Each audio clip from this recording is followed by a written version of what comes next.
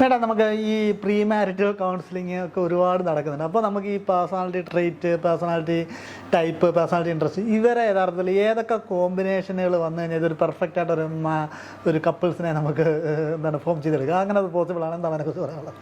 Okay, ഈ എല്ലാ personality ടൈപ്പും ഇൻട്രസ്റ്റും ഒക്കെ നാച്ചുറലായിട്ടുള്ള കാര്യങ്ങളാണ്. ഒന്നിനേക്കാൾ മികച്ചതോ ഒന്ന് കുറവെന്നോ നമുക്ക് മോശമെന്നോ പറയാൻ ഒക്കുകയില്ല. എല്ലാം അതിൻ്റെതായ രീതിയിൽ അവിടെയുണ്ട്. ഇനി നമ്മൾ പ്രീ മാരിറ്റൽ കൗൺസിലിംഗ് എന്ന് കിരൺ എടുത്ത് പറഞ്ഞത് നന്നായി. മാരേജ് എന്ന് പറഞ്ഞാൽ പോയി, നമുക്കിനി ഒന്നും ചെയ്യാൻ പറ്റത്തില്ല. നമുക്ക് എന്താണോ അത് ഞാൻ മുമ്പേ പറഞ്ഞ പോലെ മനസ്സിലാക്കി കോപ്പി ചെയ്യുക, അതേ നമുക്ക് പറ്റുള്ളൂ. അതിപ്പം ദൈവം നമ്പരാൻ എൻ്റെ ഒരു പ്ലാനിങ് അനുസരിച്ചൊക്കെ നടന്നു പോയി. എന്നാൽ ഇപ്പോഴത്തെ കുട്ടികൾ ഇപ്പം കല്യാണം ആലോചിക്കുന്ന, അതിപ്പോൾ ഒത്തിരി പേരൻസ് വന്ന് എന്നോട് സങ്കടം പറഞ്ഞിട്ടുണ്ട്, എൻ്റെ മോൻ്റെയോ മോടെയോ കല്യാണം ഒന്നും നടന്നു കിട്ടുന്നില്ല. ആലോചന വരുമ്പോൾ അവർക്ക് 100 ചോദ്യങ്ങൾ.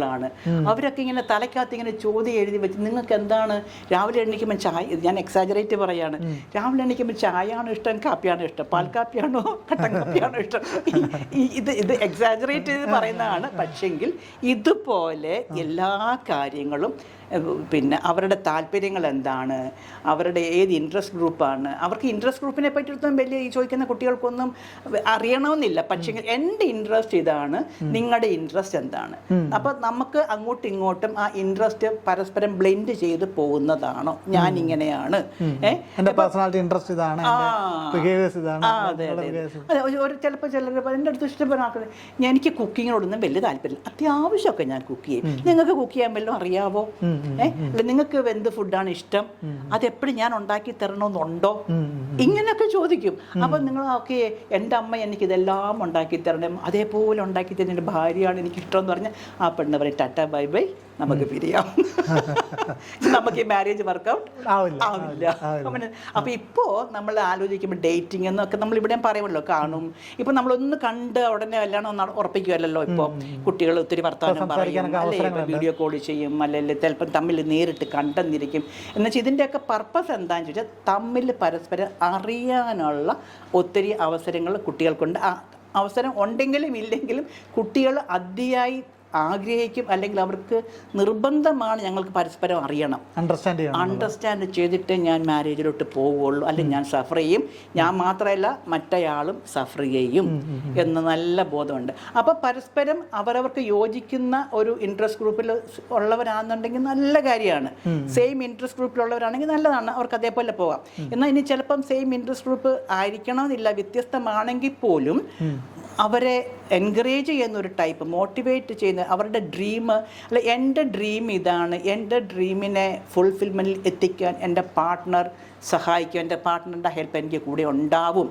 ആ ഒരു അങ്ങനെയുള്ള ഒരാളെ കണ്ടുകിട്ടിയാൽ അവർക്ക് ഭയങ്കര ഹാപ്പിയാണ്, വളരെ ഹാപ്പി ആയിരിക്കും. അതേസമയം പിന്നെ എനിക്ക് ഇങ്ങനൊരു ആഗ്രഹം ഉണ്ടെന്ന് പറഞ്ഞാൽ അത് നടക്കത്തില്ല.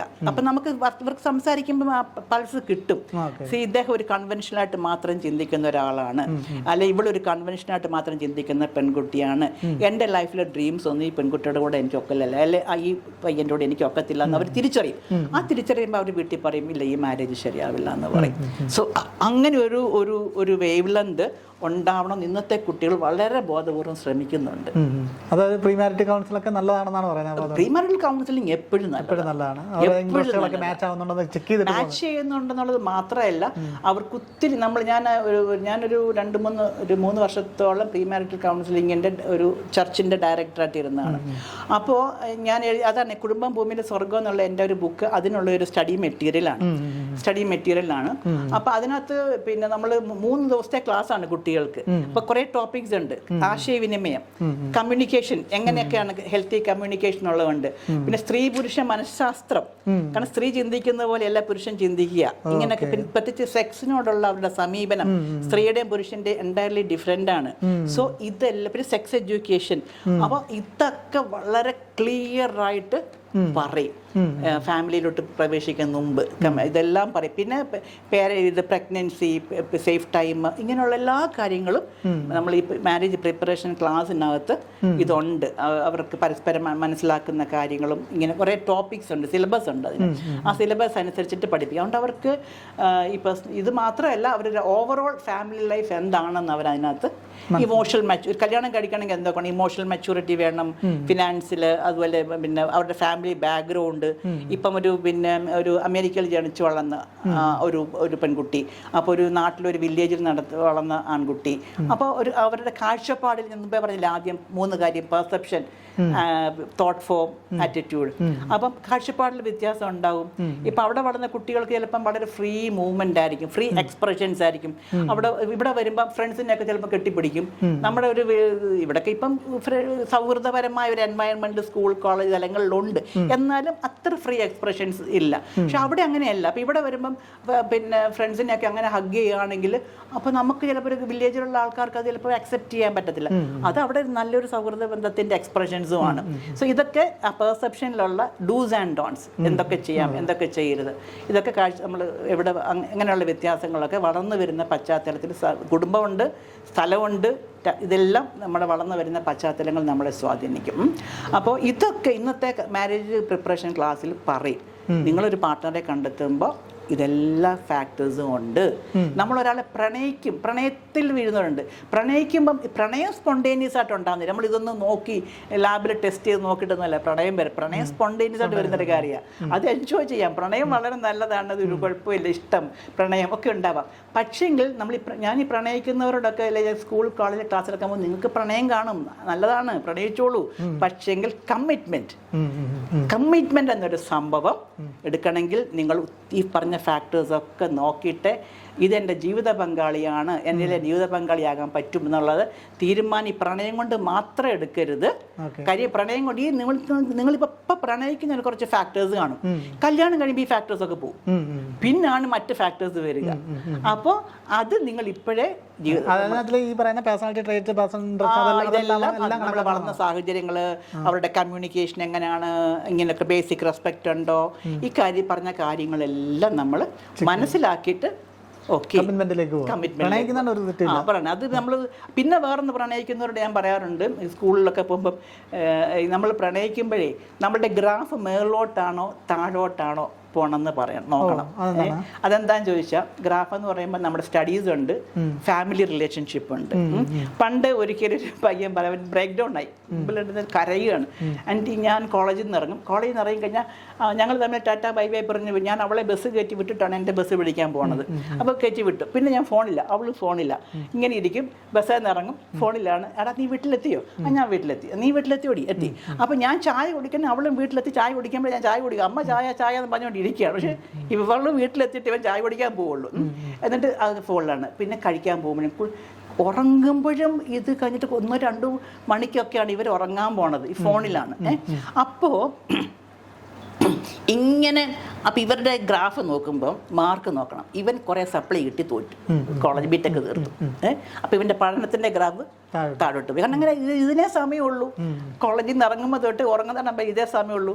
അവൻ്റെ പഠനത്തിൻ്റെ ഗ്രാഫ് പോയി. റിലേഷൻഷിപ്പ്, വീടുമായിട്ട് യാതൊരു ബന്ധവും ഇല്ല. അത്രയും നാളും വീട്ടിലെല്ലാവരോടും മിണ്ടിയും പറഞ്ഞും കളിച്ചും ചിരിച്ചും ഇരുന്ന ആൾക്ക് ഇപ്പം അവൻ എപ്പോഴും മുറിക്കാതിരിക്കുക. പഠിത്തം അവൻ പറയും എനിക്ക് പ്രോജക്റ്റ് ഉണ്ട്, മറ്റുണ്ട്, മറിച്ചുണ്ടെന്നൊക്കെ ആയിരിക്കും. പക്ഷേ ഇവളോട് സംസാരിച്ചുകൊണ്ടിരിക്കുക. So relationship. പിന്നെ പലരും കൂട്ടുകാരെ കട്ട് ചെയ്യും, ഫ്രണ്ട്സിനെ കട്ട് ചെയ്യും. ചിലരുണ്ട് പൊസസീവാണ്. പെമ്പിള്ളേർ പറയും ഞാനല്ല, നീ അവരോടൊന്നും അധികം കമ്പനി കൂടണ്ട. ചില ചെറുക്കന്മാർ പറയും നീ അവന്മാരോടൊന്നും കമ്പനി കൂടണ്ട. അപ്പോൾ എന്തോ നീയാണ് എൻ്റെ, ഞാനാണ് നിൻ്റെ, അവരിലേക്ക് അങ്ങ് ചുരുങ്ങുക. അതും ഇപ്പം പ്രണയിക്കുമ്പോൾ നല്ലതാണ്, പക്ഷെ കല്യാണം കഴിയുമ്പോൾ പൊസസീവ്നെസ് ഒക്കെ പ്രശ്നമായിട്ട് മാറും.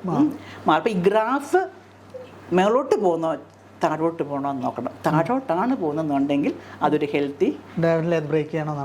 നമ്മൾ കമ്മിറ്റ്മെന്റിലേക്ക് പോകരുത് എന്നുള്ളതാണ് കാര്യം. നമ്മളെപ്പോഴും നമ്മുടെ ഒരു ബൗണ്ടറി വെക്കണം. ഇന്നതാവാം. ഒത്തിരി കുട്ടികൾ എനിക്കത് വേദനയോടെ പറയാതിരിക്കുമ്പോൾ നമ്മൾ ഇത് ഒത്തിരി +1 +2 ആ കാലഘട്ടത്തിലുള്ള കുട്ടികൾ വീട്ടിൽ നിന്ന് ഇറങ്ങിപ്പോകുന്നവർ വരെ ഉണ്ട്. അപ്പം അവർ ഈ ബൗണ്ടറീസ് ഒന്നും വെച്ചിട്ടില്ല. അപ്പം അവർക്ക് അതിനൊക്കെ നമ്മളിപ്പോൾ പഠിപ്പിക്കും. കുഞ്ഞുങ്ങളെ നിങ്ങൾ ബൗണ്ടറീസ് വയ്ക്കണം. എവിടെ വരെ നോ പറയേണ്ടിടത്ത് നോ പറയാൻ പഠിക്കണം. അല്ല അവിടെ പോകാം ഇവിടെ പോകാം. നമുക്ക് എവിടെ എങ്ങനെയാണോ നമ്മുടെ സേഫ് സൈഡ് നമ്മളെപ്പോഴും നോക്കണം. പ്രണയം എന്ന് പറയുമ്പോൾ പ്രണയിക്കുന്ന ആൾ പറയുന്ന എല്ലാം അങ്ങ് ചെയ്യുക എന്നുള്ളതല്ല. ഞാനത് പലരും ഞാനത് വേണ്ടെന്ന് പറഞ്ഞാൽ അവൻ എന്നെ ഇട്ടിട്ട് പോകുന്ന പേടിച്ചു പോയി. ഞാൻ പറഞ്ഞു പോട്ടെ, നിനക്ക് ശരിയല്ലെന്ന് തോന്നുന്ന കാര്യം ചെയ്ത് അവിടെ നിൽക്കുന്നതാണോ, നിനക്ക് ശരിയല്ലെന്ന് തോന്നുന്ന കാര്യത്തെ ബഹുമാനിക്കുന്ന ഒരാളാണോ നിന്നെ കൂടുതൽ സ്നേഹിക്കുക. അപ്പം ഞാൻ ആരാണോ എന്താണോ എന്നെ സ്നേഹിക്കുന്ന ഒരാളെയാണ് എൻ്റെ ഫ്രണ്ട്. അല്ലാതെ ആൾ പറയുന്നതൊക്കെ ഞാൻ ചെയ്യുന്നതല്ല എന്നുള്ളൊരു ബോധം നമുക്ക് ഉണ്ടാകും. നമ്മൾ സ്കൂളിലും കോളേജിലും ക്ലാസ് എടുക്കാൻ പോകുമ്പോൾ കുട്ടികൾക്ക് ആ ഒരു അവയർനെസ് കൊടുക്കും. നോ പറയേണ്ടടുത്ത് നോ പറയാൻ പഠിക്കണം കുഞ്ഞുങ്ങൾ. അതാണ്.